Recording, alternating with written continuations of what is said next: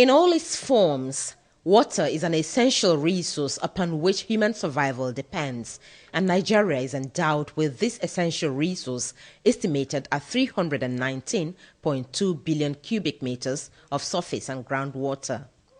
This ordinarily should support agriculture, irrigation, transportation, and energy. But despite this enormous water potential, water use for agricultural, industrial, and domestic consumption has been largely underdeveloped, poorly harnessed, and managed. The country is lucky, it's always lucky.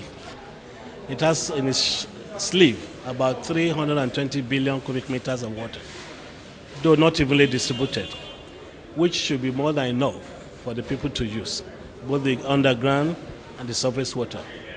But the problem is the inability of the system to manage these water resources well enough for both domestic, industrial, and agricultural uses. So when we say Nigeria is not water stressed, it means the water resources are fairly adequate to help Nigeria to move. But because of our lack of proper management, we have not been able to utilize the water resources to make water available for the people to use. Water is central to the ecosystem. Water is central to human living, and water is central to human use, whether you are in the urban or rural areas. Apart from that, water is central to a number of other things that is important for sustainable development.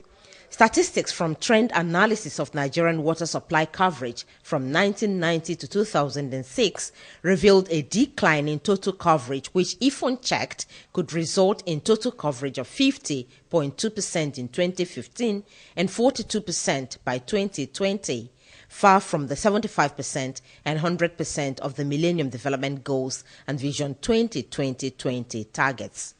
This situation, experts say, could further be worsened by the effects of climate change on the country's water resources. The climatic changes that we are experiencing is leading to a reduction in the availability of water resources in some places. And one particular area is Lake Chad, which has shrunk from about 30,000 square kilometers to less than 3,000 square kilometers by 2007. Which means a lot of people that were dependent on the available water resources in the Lake Chad, are no longer able to utilize water. For instance, a lot of the fishermen, Nigerians, they were migrating with this water as it was receding to to Chad Republic, until more or less all the water is gone now. So they are unemployed. And when the water is no longer available and the fisheries are not available there, the fishermen have no job. They don't know another trade other than fishing. They cannot farm. So what happens? They now become migrants in urban areas, looking for menial jobs and unable to meet their family needs. Worried by this development, experts want government to formulate policies and investment decisions that must promote water security and climate-resilient growth and development. This, they say, will reduce water stress, promote employment, economic growth, and social stability. For the participants, the lecture is indeed an eye-opener, as it has taught them on how to use water more efficiently. We're privileged to be present here today because I find the lecture most exciting, most appropriate, most useful for this country. Nigeria is proud to have very intelligent people, intelligent children who proposes solutions to almost every problem. But why is Nigeria where she is?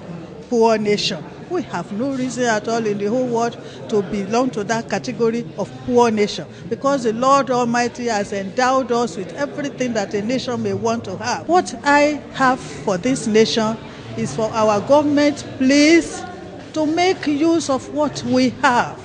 People waste water a lot, and he taught us about how to manage our water and so many other things.